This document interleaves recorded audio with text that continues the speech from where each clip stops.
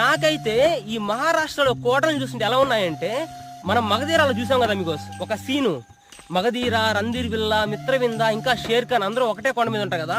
ఆ కొండ ఎలా ఉంటుంది చూడడానికి, పైన మంచు, కింద మంచు, మధ్యలో మంచు, ఇటుపక్క చూసుకున్న మంచే. మిత్రవింద పడిపోద్ది కదా మీకు ఆ కొండ మీద నుంచి.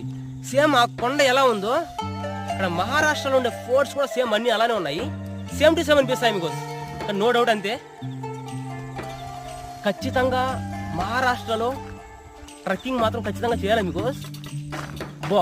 బలి ఉంది. హిమాచల్ ప్రదేశ్లో చేశాను మీకు. హిమాచల్ ప్రదేశ్లో చాలా కొండలు అయితే ఎక్కాను. పహాడీ విలేజ్లో అయితే స్టే చేశాను మీకు.